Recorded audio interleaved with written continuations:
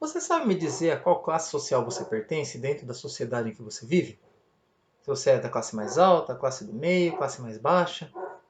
Será que isso existia na antiguidade clássica? Será que Roma vivia isso daí também?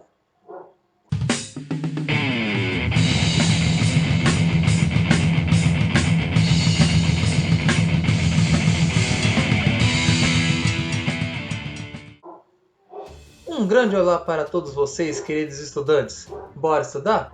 Bem, continuando nosso tema sobre República Romana, vamos falar hoje sobre algumas disputas de classe que existiam ali dentro. Sim, Roma, assim como toda e qualquer outra sociedade, também tinha suas divisões sociais. E entre eles nós tínhamos os patrícios, a classe mais alta, os clientes, uma classe ali intermediária entre patrícios e os próximos, que são os plebeus, e por último os escravos. Dentro dessas classes sociais nós tínhamos cada um suas particularidades. Os patrícios eram uma classe mais alta, justamente porque eles se diziam descendentes de Rômulo, então fundador mitológico da cidade de Roma. Eles eram os únicos que tinham direitos políticos, eram os únicos que tinham direito a ter altos cargos no exército, e eles eram os que tinham direito às melhores e maiores terras, sejam elas ao redor de Roma, sejam elas com as conquistas que vão ser feitas a partir desse momento da República Romana. Então todo o grande lote de terra produtivo pertenciam aos patrícios. Os clientes eram uma turma um pouco mais abaixo, que eram livres, mais pobrezinhos, só que trabalhavam para os patrícios. Eram os servos dos patrícios, trabalhavam em troca de favores, ou, melhor dizendo, em troca de moradia e proteção, e em contrapartida a essa moradia, proteção e trabalho, faziam a propaganda boca a boca dos patrícios, bendizendo os seus patrões, seus donos, vamos assim dizer, entre aspas, aqueles que lhe davam emprego, que lhes davam proteção. A terceira classe aí nós vamos colocar os plebeus, homens livres, geralmente eram ou camponeses, pequenos proprietários de terra e comerciantes, além de artesãos. Estes poderiam até enriquecer com seu trabalho, mas nunca chegariam ao tope social dos patrícios. Por conta do seu trabalho, eles eram desprezados pelos patrícios. Os patrícios eram avessos a colocar a mão na massa, a colocar a mão na terra, a mão no trabalho. Por isso que eles tinham os clientes que trabalhavam para eles, enquanto os plebeus eram seus próprios trabalhadores. Os plebeus também não tinham direitos políticos, nem mesmo direito a altos cargos no exército, e participavam do exército quando em épocas de guerra ou de possíveis invasões, integrando assim o exército romano. Por último, nós temos os escravos. Os escravos já eram outra situação, eles não eram livres, como o próprio nome já sugere, eles eram obtidos ou por guerra ou por dívida. Se guerreou com Roma, perdeu, vai ser escravizado. Emprestou dinheiro de alguém, não pagou, vai ser escravizado e trabalhar até que considerem a dívida paga. Por isso, escravidão por dívida. Essa situação vai causar uma espécie de abismo entre os patrícios e os plebeus. Os patrícios e os plebeus vão estar em constantes situações de conflito, justamente por conta dessa grande separação entre eles. Por exemplo, os plebeus, se quisessem se casar com patrícios, não poderiam. Uma mulher patrícia, um homem plebeu, ou uma mulher plebeia e um homem patrício não poderiam se casar. Isso era proibido.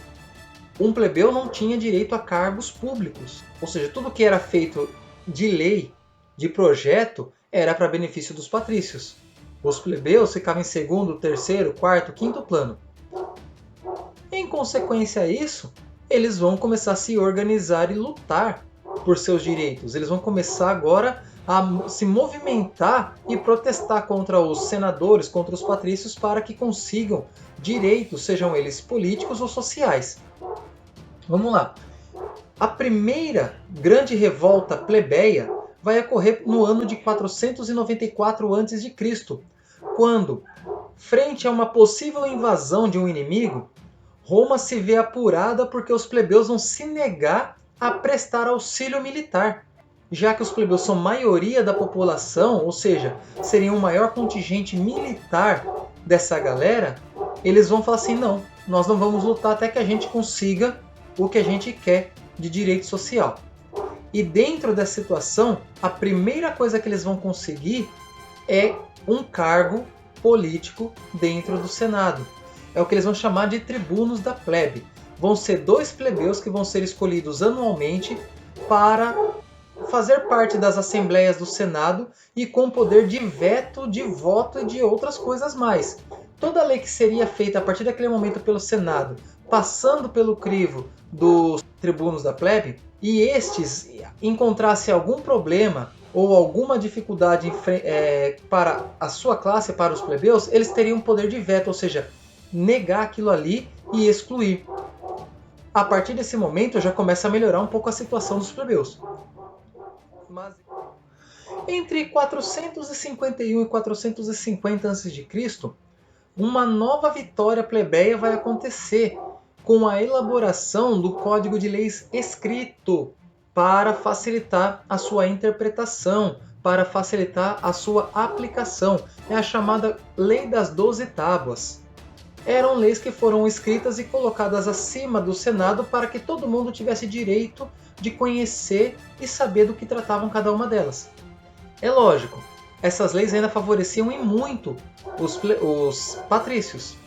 Os plebeus ainda ficavam muito aquém dessa situação, só que já era um avanço. Por que era um avanço? Os patrícios formulavam suas leis e na hora de aplicá-las, na hora de fazer qualquer punição por um julgamento de um ato criminoso, por exemplo, se esse ato criminoso foi feito por um plebeu, eles faziam a risca daquilo que eles tinham elaborado. Vai pagar dessa forma e é assim que vai ser. Quando era um patrício que era acusado do crime e era julgado, eles interpretavam a lei de uma forma para ficar mais branda para a punição do patrício, já que eles estão falando de alguém igual a eles. Então, com a lei das 12 tábuas, ficava mais fácil garantir que aquilo que estava escrito fosse cumprido de igual para todo mundo.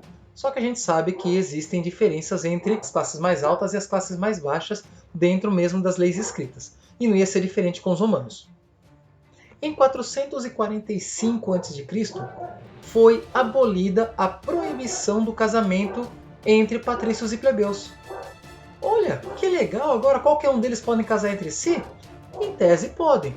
Só que isso beneficiava muito mais os plebeus enriquecidos com o comércio. Por quê?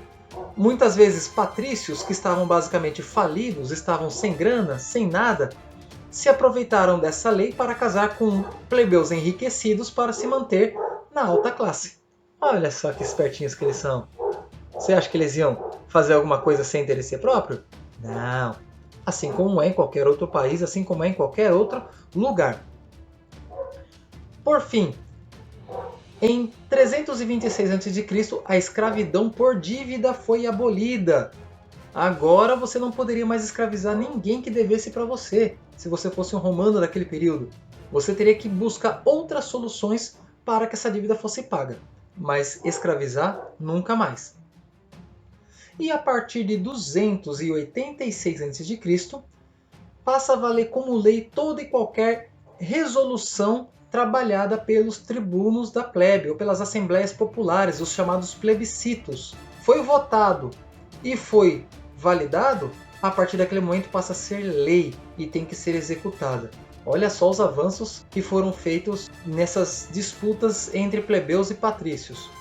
E por fim, 2 tribunos da plebe que são extremamente importantes para a história de Roma vão entrar em ação a partir do ano de 133 a.C. São os irmãos Graco. Em 133 a.C., Tibério Graco ele é eleito tribuno da plebe. E ele vai propor uma espécie de reforma agrária. É lógico, a ideia não vai agradar os patrícios, que são os detentores dos maiores territórios agrários possíveis, os chamados latifúndios. E os plebeus empobrecidos, e agora muitos deles desocupados nas grandes cidades por conta da escravidão que aumentava com as conquistas romanas, não vão estar interessados em sair da cidade e voltar para o campo. A ideia de Tibério Graco, então, vai por água abaixo, ele acaba sendo assassinado e essa reforma agrária não vai ser colocada em prática. 10 anos após a eleição de Tibério, Caio Graco, seu irmão, é eleito tribuno da plebe. Só que diferente de seu irmão, ele vai ter um certo sucesso com suas ideias. ele vai fazer agora uma lei chamada Lei Agrária que vai permitir distribuir lotes públicos para os sem terras, para aqueles que não tinham moradia e para aqueles que não tinham terra para trabalhar. Além disso, ele vai baixar o preço do trigo, vai organizar a ordem equestre. Essa ordem equestre nada mais era do que os plebeus enriquecidos com comércio, chamados cavaleiros. E a partir desse momento, os cavaleiros vão ser a principal oposição à ordem senatorial, à ordem dos patrícios. São os enriquecidos contra os nobres da terra que vão começar agora a se enfrentar cada vez mais. Ele vai propor também cidadania romana a todos os povos conquistados da Península Itálica, o que obviamente não vai agradar os senadores patrícios, já que para eles somente aqueles que eram da região do Lácio, ou seja, da região de Roma, deveriam ter cidadania romana. É lógico que isso vai derrubar Caio Graco. Caio Graco não vai conseguir se reeleger e Roma então vai começar a afundar numa crise política, numa crise militar sem precedentes. Mas isso nós vamos ver mais para frente. Espero que vocês tenham gostado. Deem seu like, se inscrevam no canal. Bons estudos para vocês. Até mais!